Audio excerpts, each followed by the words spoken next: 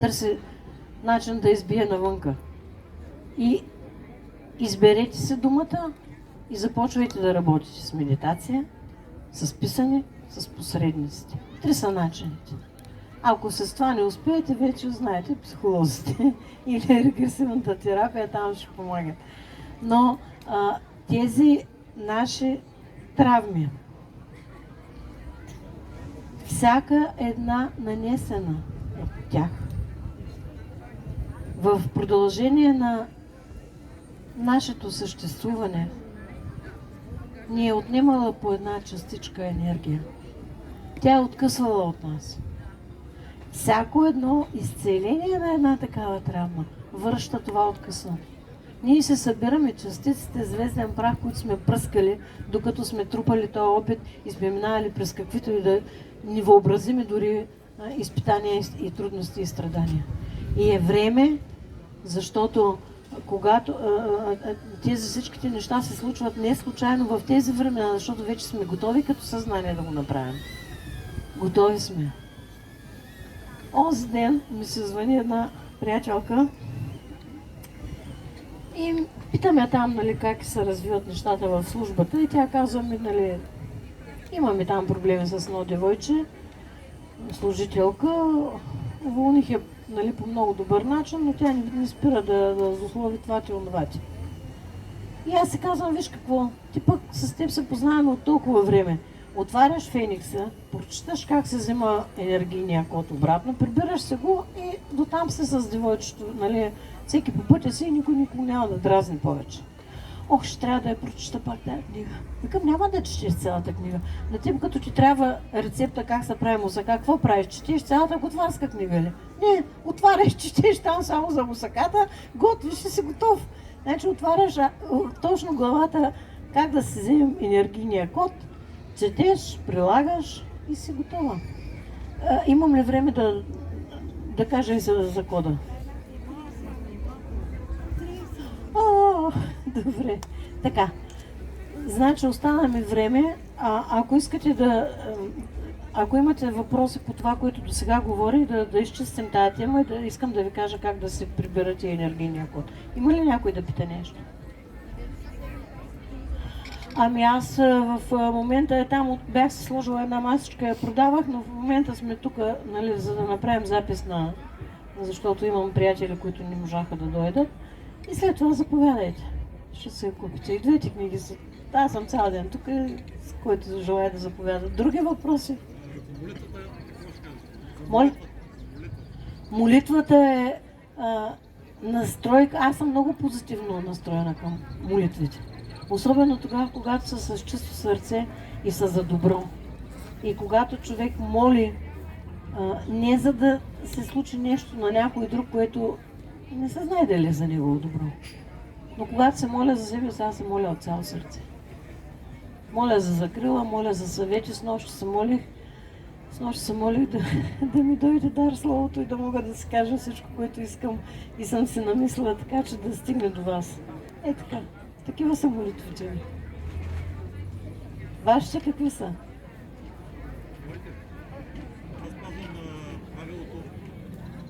Правилото, което учителя Петър Дълов каза, първо да се благодари, второ да се молиш за общото, най-накрая да се молиш за себе си. Точно така. Благодарност за всичко. Съгласна съм. И тук другото, което искам да планирам някъде, е за другия човек, че молитвата също може да се оправя за друг човек, но накрая да завърша с следната формула. Води за всеобщото добро.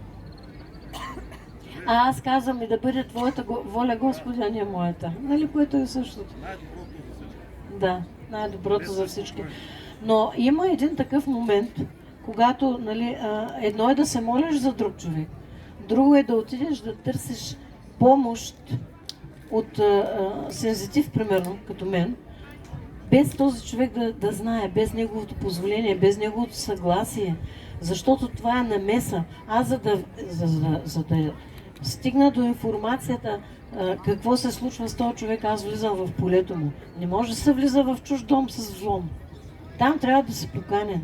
Там трябва да са ти дали ключа и когато си свършиш работа, затваряш вратата, връщаш му на човека ключа И нещата са така. Това е етика за мен. За мен това е морал. Нали, да не се навлиза в чуждото пространство без позволение. Това е така, вие сте прави от вашата гледна точка, защото вие имате ключ достъп за това пространство. Обикновеният човек, който няма тези възможности, една молитва върши много добра работа, защото той всъщност не влиза в чуждото пространство, а той моли светлия свят да помогне на нуждаещите. Когато казвам друго пространство, аз имам предвид енергията на човек. За мен той е храм. Нали, той е дом. Това е енергията на човека. За да вляза да извлека информация, аз влизам в полето му, в енергийното поле. Него имам предвид като пространство, а не, нали, общото, което споделяме всички. Добре, благодаря ви. Други въпроси има ли? Или да минаваме към нашият персонален код, така се нарича тази глава в Мистичният Феникс. Аз съм писала по този въпрос. Имам 2 страници във Фейсбук. Първото се казваше страница на Ценка Стойчева "Новото личностно изкуство", на името на едната ми книга, но прехвърлих цялото си внимание върху страница на Ценка Стойчева "Мистичният Феникс". Така, за персоналния код съм писала, има си отделна статия в "Новото личностно изкуство" в страница. Но го включих в книгата, така че повече хора, които нямат достъп или пък не са прочели, да го имат тук и когато му потрябва пак да го отворят, да се го приговорят, защото то като всяко едно умение трябва да се упражнява човек. Не може така, хоп, затвори се очите и си готов. Аз не съм ги постигнала тези неща и така да ми се налячи с фония. Работила съм и то най-напред върху себе си. И след това най-вече съм следила обратната връзка. Тогава, когато работя с човек дистанционно, аз няма как да разбера дали съм постъпила добре, дали съм направила нужното, ако нямам обратната връзка на момента, особено когато се касае за минали животи. Помолил ме е човек, вчера правих така диагностика по изключение, защото в момента съм в такъв период, в който отказвам тотално да записвам, не ми се работи, имам си други занимания. Но това беше приятел, който от месеци чакаше и вчера му дойде реда. Той се оплакваше от влошено зрение още от дете. И аз му казах, виж какво чудеса ни очаква, защото аз не съм Господ да ти върна зрението, при положение, че ако с години се е увреждала чисто на физическо ниво тъканта там, материята, как да я възстановиш? Той има някакъв има някакво ниво на възможности. Не може да кажем една гангрена. Как да я възстановя тая умряла тъкан вече? Аз не мога. Който може, окей. И така. И понеже, които са чели книгата ми, а тук доста от вас са чели, знаете какво съм написала за енергийните паразити и имплантите. И особено тези, които ги поставят на очите и влошават не само физическото зрение, но и цялото ни възприятие на реалността, в която съществуваме и нейното интерпретиране. И аз очаквах, че това ще е проблема. Някакви импланти, махам ги, оправяме му там доколкото е възможно очите и всичко е на 6. Обаче, виждам, че има травма в подсъзнанието, която е от минал живот. И когато се затварям очите и искам достъп до тази информация, на мен ми тръгва сцена. Едно мрачно подземие, ужасяващо, полутъмно. Инквизицията в Испания. Точната година не знаех кое е. А той е млад мъж, полуобезобразен и полумъртъв вече от тия всичките мъчения. И накрая го ослепиха. Ослепиха го и при това ослепяване те увреждат по някакъв начин, бива увредена и хиповизата. Тоест, нали, тази жлеза с вътрешна секреция, която е диригента на цялата ни хормонална система. Бил е от венецианско заможно семейство, търговци. Плават по Средиземно море и нататък не знам къде са ходили, но той, освен търговията, която е развивал, е принасял книги и свитъци. И са го настъпили и са го хванали. Инквизицията. И в момента никога не знаят хората кога ще работи с тях. Аз съм ги записала и просто си чакам да ми дойде на мен отвътре момент, че е момента днеска да работя с този човек. Снимам формуляр, имам разработен, нали, с всички, цялата информация, какво съм измерила, какво съм констатирала, нали, на физическо ниво, на енергийно и така и така. Пращам му снимките и се разбираме, нали, да се чуем вечерта. За евентуално на обсъждане, ако има някакви въпроси, нали, да ги скоментираме нещата. И той ми вика: ти ако знаеш в момента, в който ти си работила с мен, аз усетих, че нещо се случва. И в първия момент дори тук, нали, усетил някакъв дискомфорт, защото това тук да се извика спомена от тая болка нечовешка, сигурно му го е причинил. Сега разбрахме се, нали, да се обажда, да видим как са протекли нещата, защото тогава, когато травмата е нанесла и емоционални болешки такива, тогава е нужно време. И с хора, с които съм работила преди година, примерно, получавам вече напоследък съобщения по какъв начин се е променил светогледът им, по какъв начин са се променили реакциите им на това, което им се случва, по какъв начин изобщо гледат на себе си, на света и на живота. Ето това е изцелението. Тази промяна, която всъщност е освобождаване. Освобождаване. Тези травми, те ни блокират, те ни отнемат от енергията, те ни отнемат от силата, те ни отнемат от вярата, че сме божествени, че сме безсмъртни, че всичко ни е възможно. И когато едно по едно започне да се изчистват, то е все едно на един балон, нали, от кошница, нали, му слагат турби с пясък за баласт и почвате да ги откачате една по една. Какво се случва с балона? Отива на високото. Така. Затваряме тази тема, защото по нея мога да говоря много дълго, но искам много набързо да ви кажа и за персоналния код. Всеки от нас има свой персонален код, точно както ние са персонални отпечатъците и окото ни. Когато ние сме били в взаимодействие, в някаква взаимовръзка с друг човек малко по-продължително време, така или иначе, общувайки с него, ние влагаме емоции, ние влагаме някакви чувства, ние, както се казва на популярен език, се отваряме за този човек. И той получава достъп до нас. Когато обаче се случи така, че да се влошат отношенията ни, а това се случва и при двойки, нали, и при съпрузи, и в колегиална среда, във всякаква една ситуация, става така, че да кажем, разделили сме се с определен човек, наш приятел, разочаровал нещо, обаче постоянно се сещаш за него, дразниш се, ядосваш се, болите, т.е. изпитваш някакви емоции, които теб те затормозяват. Тогава, понеже аз го направих за пръв път със себе си преди доста време и видях колко добре работи, аз визуализирам този човек и си искам от него, нарекох го персонален код, тази част моя, която аз съм му дала доброволно. Много така образно, метафорично се изразявам, надявам се, че ме разбирате, нали, за какво искам, се опитвам да ви кажа.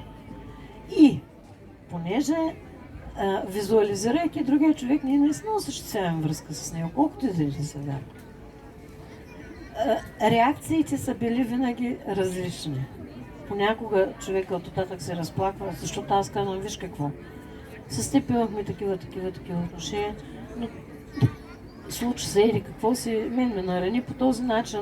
Предлагам, нали, ще те помоля, връщам ти твоя код, дай ми мой, да, нали, всеки по пътя си. Няма да не оставаме с лоши чувства. Понякога се разплакват.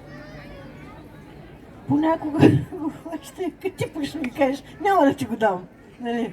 Понякога се нахвърлят върху мен с гняв.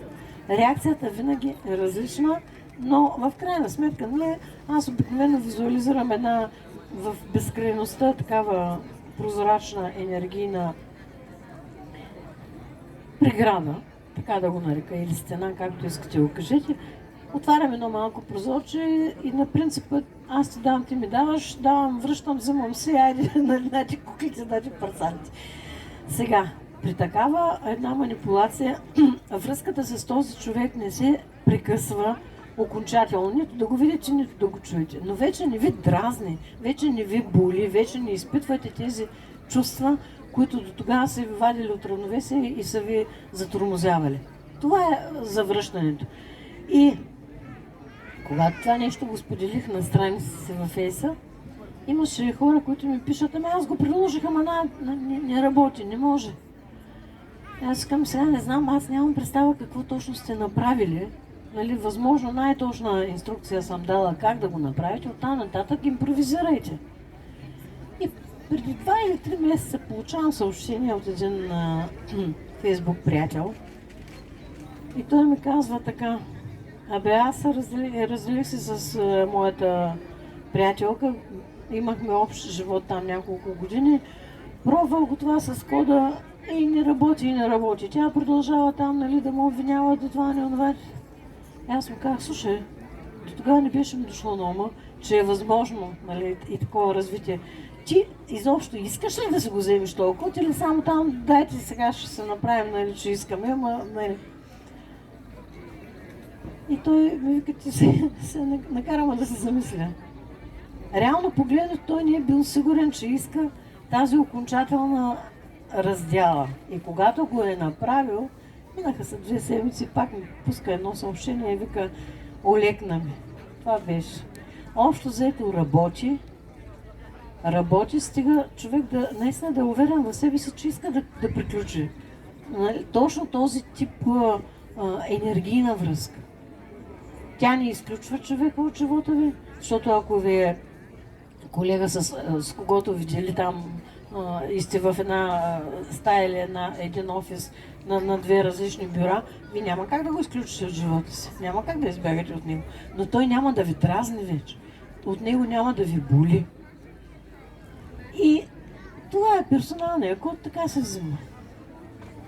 Не знам, нещо друго дали да ви кажа. Приключих. Ако имате някакви други въпроси. Това е тази частица наша енергия, която сме позволили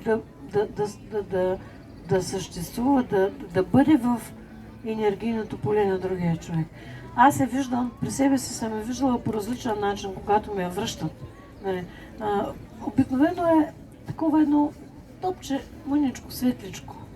Но е много интересно, че се е случило добре, че задавахте въпроса, когато даваме топчето, обаче аз усещам, че не ми е върнал всичко. Викам, я тук отвори устата, той го скрил под езика. Е, такова мъничко.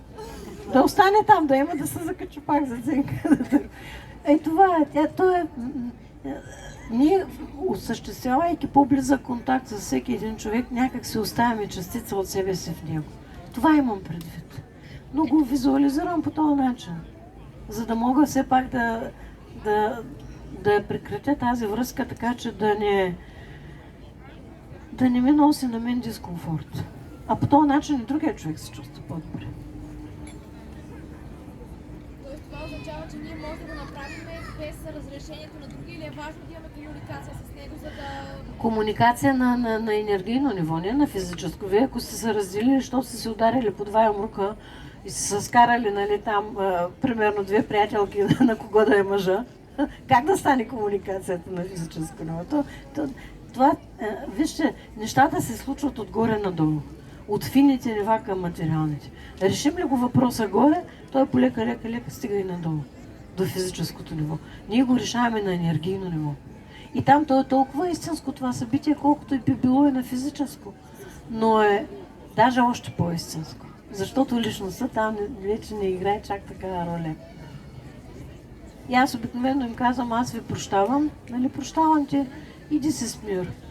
Сега вече ти си свободен, и аз съм свободна, и всеки по пътя си. И понякога ми казват, пък умрял съм ти за входа, айде се разумай си. Нали, някой път плачат или пък се тръгват сърдити. Ами в семейството Ако сте под един покрив, може би за да не ви наранява, но там не знам как може да се реши въпроса така, че да не допуснете повторно да се случи. Защото вие постоянно комуникирате и ако не сте отворен пък за този човек, то каква е тая връзка и този живот?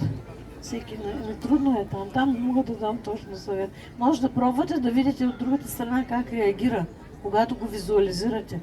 Защото от другата страна няма тая преструвка. На физическо ниво ние умеем да се прикриваме по някакъв начин, да се преструваме, но от другата, на тънките нива, той ако те е досан, ще се доса.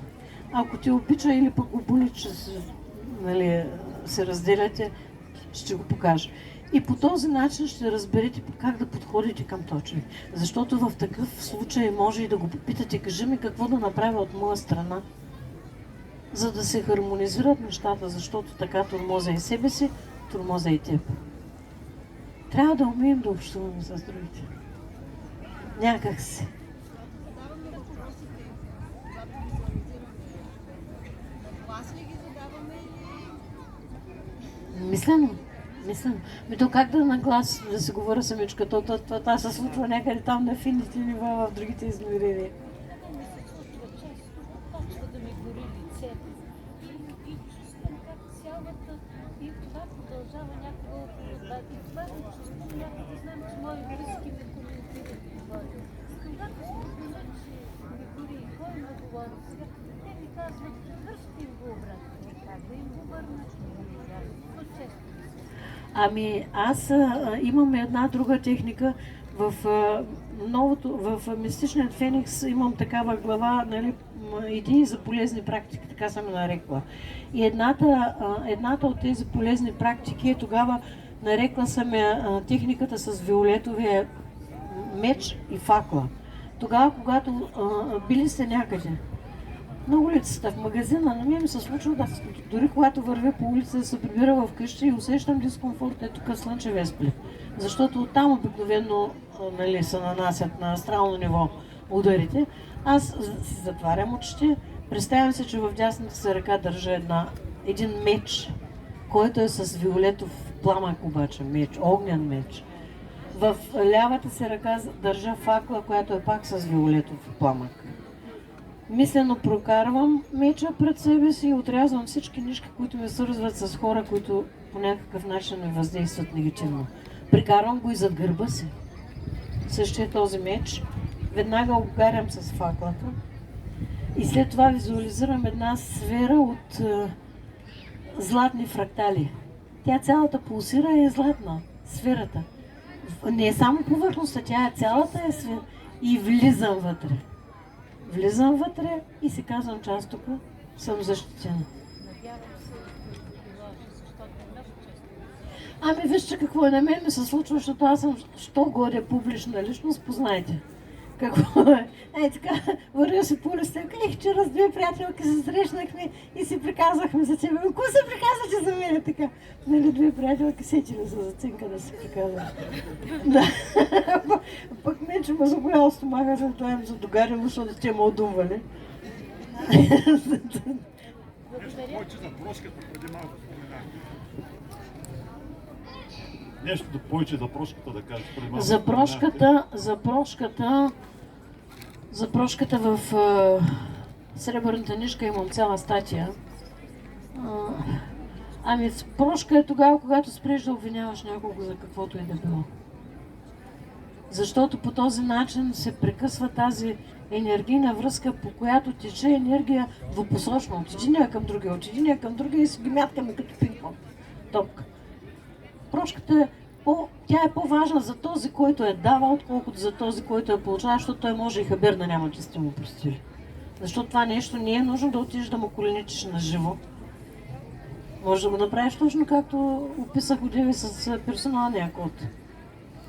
Визуализираш и си кажеш, виж какво ти ме нарани с еди какво си. Или аз спрямо теб се чувствам виновна за еди какво си. И те моля просто за прошка. Сбърках. Където има грешка, там има прошка. На мен ми трябваше много време да простя, нали, за случки в детството си и тогава използвах точно писането и тая ключова дума прошка. от този тест на Матийсън. Прошка, прошка, прошка, рев и сълзи и сополи, пак прошка, пак рев и сълзи. И така. Носим много болка в себе си. Много болка. Всеки един от нас. Но ако почнем по-мъничко да изчистваме, улекотяваме се. Това е.